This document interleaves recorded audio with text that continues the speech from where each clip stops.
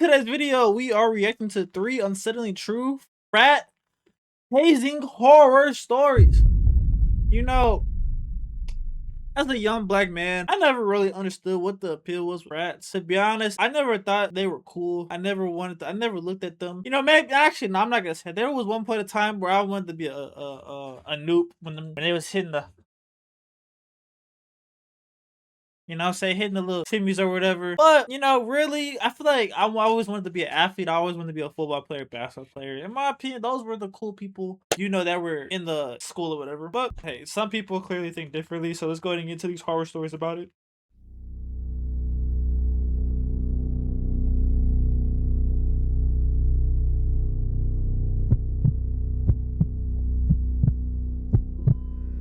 My college years were some of the best years of my life. Don't get me wrong, I'm very happy with the life I live, but my memories of those 4 years are eternal. My advice to anyone still in college, don't take it for granted, because it definitely flies by. I went to a beach college. Our campus was literally right on the water. This story takes place while I was undergoing pledge with my pledge class. If you don't know, that's basically a full semester of initiation for everyone who got bids to the frat that semester.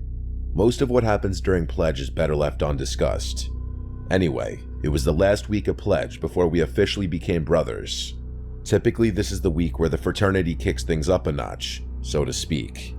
For us, it was commonly understood that at some point during the final week, we'd have to undergo the beach challenge. Here's what would happen. The brothers would drive our entire class about 12 miles down the coast on Friday night. Then we'd have an hour to finish a massive keg filled with God knows what. Then they'd walk us down to the beach, tie all of our wrists together, blindfold us, take our phones, watches, and shoes, and leave us there. We'd have until sunrise to make it back to the house. Otherwise, we'd all be dropped. To be completely honest with you, I was pretty nervous leading up to this, but there was really nothing I could do. There was nothing any of us could do.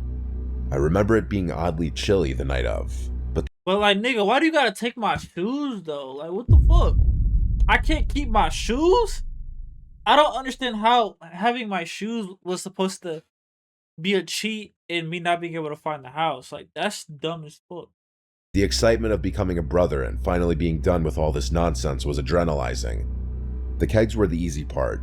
By this point, we were pretty comfortable with divvying up the alcohol and pulling trig if necessary. There were 15 of us. After tying us together, the brothers blindfolded everyone but Chandler, who was at the very front of the line. He was to be our eyes, but that's all the help we'd get. Our pledge master was this big Mexican guy named Ramirez, but he insisted we all call him Los Pollos, like the restaurant from Breaking Bad. He was a strange dude. He outlined the rules for us one last time, then joined the rest of the brothers and left. We were now on our own. I won't run you through everyone's names, but my closest friends in my pledge class were Chandler, Whitworth, Jackson, and Vikram. I was at the very back of the line, and Whitworth was directly in front of me. We began walking with Chandler leading us. It was hell. Without our phones, there really was no way of telling how much ground we were covering or how much time we had left. All we could do was keep walking. At first, we tried to liven the mood by talking and cracking jokes, but eventually that got old. After what I'll call 2 hours of walking, we were trudging along in complete silence, with the occasional stop for someone to throw up. I started to disassociate. Even the sounds of the ocean grew silent as I walked along, trapped inside my own head. It was completely silent. Suddenly, I felt a sharp tug on the rope around my wrists, so I took a few big steps forward and stopped, assuming Whitworth had fallen. Whitworth was a little more clumsy than most, so this kind of thing wasn't super surprising. I didn't really have the strength nor energy to ask him if he was alright, so I just waited. I must have been standing there like a statue for a full minute. Something felt off. I was just about to say something when the rope around my wrists was pulled tight again. I resumed walking, pleased that Whitworth hadn't passed out. The trek resumed, and I drifted back into my zoned out phase, feeling terrible. I prayed we were closing in on the final stretch. We had to be. Just then, I took what must have been my 10,000th step, but something was different. Instead of hitting damp sand, my foot slapped the unmistakable thin layer of ocean water. I took a few more steps and the water got deeper, reaching up to my ankles. I was confused. Why would Chandler be leading us into the water? The rope pulled tight again, meaning Whitworth and everyone else in front of me was continuing to walk, so I did the same. I guess I figured someone needed to wash off their feet for whatever reason. If no one else was complaining though, I definitely wasn't going to start. The water remained ankle height for a while, advancing and receding with the sway of the waves. Just then though, I felt the water begin to rise again, until it was comfortably around my shins. Chandler was definitely screwing with us, which for the life of me I couldn't understand why. Wasn't this stupid activity painful enough? The water was only going to slow us down. Seconds later, it began to pick up on a faint sound in the distance. I craned my ears and began to recognize it. It was the sound of an idling boat engine. As we continued to walk, the drone of the engine only got louder, meaning it was getting closer, or I was getting closer to it. I was starting to get really uncomfortable. The water was almost up to my knees at this point. Finally, I broke what must have been hours of unspoken silence. Guys, what the hell are we doing in the water? I waited, confused as to why no one was answering me. Guys, I asked again in a more concerned voice. Still nothing. I could feel panic begin to set in. Suddenly, my blindness was suffocating. I had to look around. I reached my wrists up towards my eyes in an attempt to undo my blindfold. As I did so, the rope yanked away from me, forcing my arms back down. I cursed, plunging my head down towards my fingers and undoing my blindfold before the rope could be jolted away from me again. To my horror, Whitworth wasn't the one guiding me. Instead, I found myself staring at a random, middle-aged man Oh, fuck no. Fuck no, fuck no, fuck no. All them niggas got it. Ah, nah, hell nah. I'm beating everybody ass. Everybody gotta get their ass beat. Cause how the fuck y'all let me get ticked like this, man? Bullshit. frayed end of the rope tied around my wrists. I stared in shock at the severed rope in his hand, and that's when I realized what had done the cutting. A long, rusty kitchen knife sat in his left hand. Past him, there was a boat bobbing in the water, and I could make out 3 more silhouettes towering on board. I screamed bloody murder before he had a chance to react, yanking my arms upward as fiercely as I could. At the same time, I lifted a foot out of the water and kicked his chest with all the strength I could muster. Luckily, the rope broke free from his grip. He grabbed my shirt to try and cushion his fall, but the fabric gave way with a deafening rip. He yelled as he plunged into the water with a huge chunk of my white pledge t-shirt, but I was already moving as fast as I could toward dry land, my wrists still tied. A few seconds passed before I heard a splash from further away. Someone had jumped off the boat. I didn't even look behind me, I just kept moving. I was about halfway to the sand when something whizzed right past my head, maybe a few inches from my right ear. It was the knife. I watched it shoot past me before disappearing into the water. I was in complete shock, but the adrenaline was doing its job. I got to land and for the first time looked back. There were 2 men in the water and 2 on the boat. They weren't chasing me anymore, just staring lifelessly in my direction. The closest man was still holding onto the white piece of my shirt that had torn off in the fray. I didn't waste another second. I ran up the beach and made it to the street. By this point, it was past sunrise, but my frat was the last thing I was thinking about. I flagged down the nearest car, and after pleading to use their phone, called the police. It was no use. By the time the cops showed up, the 4 men were gone, presumably off to wherever in that tiny little boat of theirs. I lied to the cops about what happened, worried that there might be repercussions for the frat. Luckily, they didn't ask questions. I didn't get too much crap from my frat brothers. They were actually more pissed at Chandler for not realizing what had happened, even though he swears he didn't hear a thing. After that, I became a brother, and things went back to normal. Hell no, I would have said fuck them niggas, bruh. I would have said fuck them niggas, and Chandler, you would have had to run my ones, bruh. Cause how the fuck you let me get taken like this, man? See, bruh, I ain't gonna lie, football niggas, bruh, they might be a little sweet, but you ain't gonna have to do no shit like this though. Or even the basketball niggas too. For a while.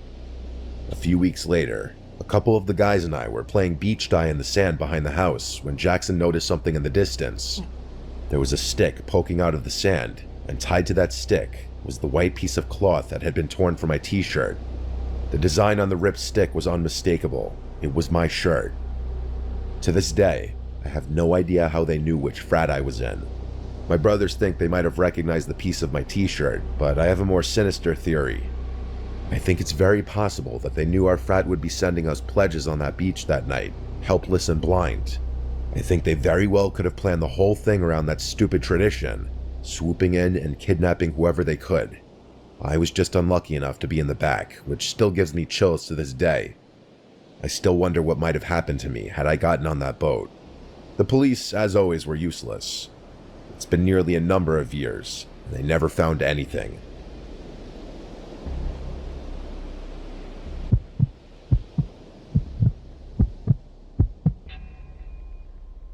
This happened to me about a year ago today, which is why I'm writing about it now. I'm a 19-year-old college student that was in the middle of joining a fraternity on my campus. I go to a big party school down south, and Greek life is taken very seriously there. For privacy reasons, I'll spare the specific details, but this particular night was my initiation, meaning the night that me and my class of 20 students would officially become brothers of the fraternity. During the process of joining, which lasts a couple of months, the brothers would make us do odd things, like blindfold us and take us to strange places. You know, typical hazing stuff. This was one of those nights. We were blindfolded and left the frat house around 10:30 p.m. The brothers took our phones and drove us to a mystery location, split between a couple different cars to make sure we all got there. On the way over, they made us try and memorize some corny song while it blasted on full volume. We always had to do these annoying tasks while blindfolded. Making our way downtown, walking fast, no part. And I need you, and I miss you, and now I wonder. I guess as part of the whole hazing thing. Anyway, after about 20 minutes of driving, the car stopped and I heard the doors open and close. I felt a hand grab my arm and silently usher me out of the car. We walked probably 200 feet, where I was then told to sit down and be quiet. I was sitting on grass, so I assumed we were in a field or something. I could also tell I was sitting near people because I heard them sit down, and I also heard the brothers telling each of them to be quiet. After about a minute of sitting in silence, I heard a voice speak to all of us, saying a bunch of fraternity-related things, but mostly about how we were deemed worthy of becoming a part of the brotherhood. Then, over the course of like 30 minutes, I sat in silence, occasionally hearing the sound of footsteps and movement around me. I figured they might have been doing the final steps of initiation with each person individually, like walking them away to talk to them in private. I didn't know for sure, but being blindfolded meant I was just left to my imagination.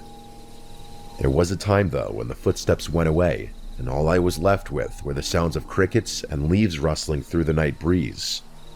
I began to grow uncomfortable, as it must have been like 20 minutes that I was sitting there in silence. Then suddenly, I finally heard the footsteps of one of the brothers walk up to me, and I felt a hand grab my wrist and lead me away. He didn't say a word, and neither did I. I just wanted to get it over with so I could take the stupid blindfold off. While we walked, I could feel the ground below me go from grass to more rough terrain. I could tell we were walking through a forest, as I felt branches and shrubs scrape against my body. We were walking for some time, and at one point, the blindfold became very uncomfortable around my eyes. I told him this and asked if we could stop for a second so I could adjust it. He stopped and let go of me. As I stood there rubbing my eyes from under the blindfold, I heard a deep, raspy voice say, "Take it off." I hesitated for a second, not knowing what to say. His voice threw me off as it didn't sound like a voice I recognized. Needless to say, I took it off, and what I was greeted with was not what I imagined. I was standing face to face with some tall guy dressed in all black wearing a vendetta mask. I let out a sharp yell and jumped back. A part of me thought this was just some fucked up hazing prank, but before a word could even escape my mouth, he lunged at me, yelling that he was going to take me with him. We wrestled on the ground, and I could tell that he was trying to choke me out. With all my strength, I threw him off of me, got up, and bolted in the opposite direction, using nothing but moonlight to guide my way back. My heart was beating 1,000,000 times a minute, and I kept looking back, fearing that he was following me. I eventually heard people yelling my name, and I nearly ran head-on into one of the fraternity brothers. I told him in scrambled, broken words that some random guy wearing a mask led me into the forest and tried fighting me. But before I could warn them any further, 5 or 6 of them rushed past me with flashlights looking to chase after him. One of them stayed with me to calm me down and walk me back to safety. When we made it out of the woods, I realized we were in a backyard, presumably one of the brothers' houses. I saw nearly the whole fraternity standing out on the porch, looking at us in shock. I asked them what the hell was going on.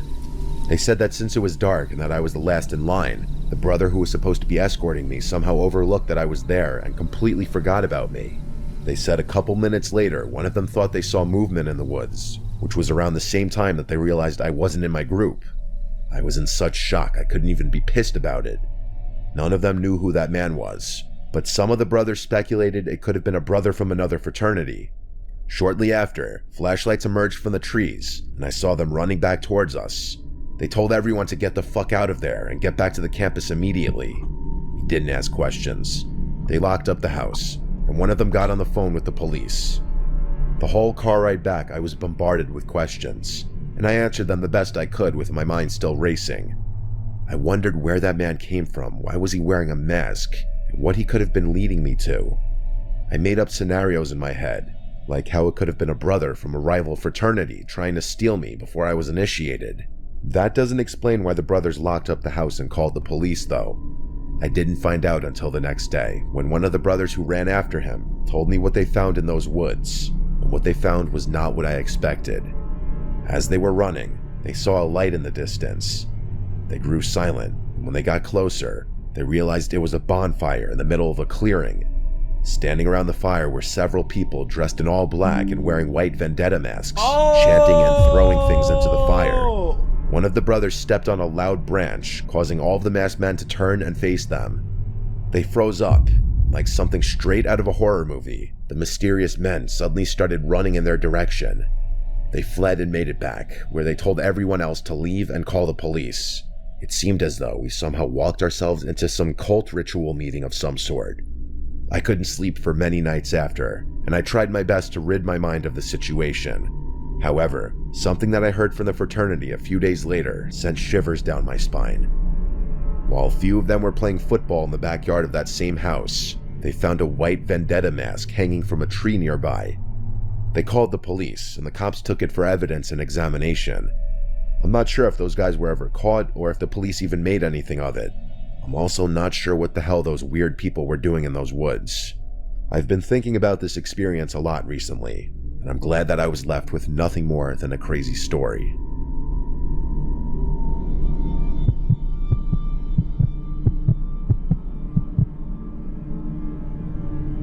It's been 8 years since I graduated from college. I went to Cooper Union, a small technical school smack dab in the middle of Manhattan. Going to school in New York City was amazing, and I wouldn't trade it for anything. We didn't have many frats back then, so I was sure to join whichever one I could just to ensure that I'd have parties to go to and whatnot. I was a relatively normal kid, so it wasn't too difficult to get a bid. Most of the pledge events were pretty tame, but I would soon find out what they were compensating for. I hope I don't get in trouble for divulging this story, but it happened so long ago that I figure it's safe to talk about. I doubt my old frat is still making their pledges even do this. I certainly hope they aren't. Anyway, the big thing that we do during our initiation was a subway crawl. I can't remember where exactly this was, but there was an old abandoned subway station that teenagers would typically explore. Our frat would make us enter from one of the active platforms, walk to the abandoned one, take some pictures, and then continue to the next active platform. We'd been given subway schedules to ensure that there was no chance a train would come around while we were vulnerable. We'd have plenty of time to get onto the abandoned platform, wait for one train to pass, and then make it to the next station. I know what you're probably thinking, but no, we didn't have to run from a train. The route was planned pretty well, and we all had a lot of leeway when it came to traversing the track. All we had to do was avoid the dangerous third rail and we'd be okay. I had been a big fan of urban exploring before college, so this was honestly more exciting than nerve-wracking for me.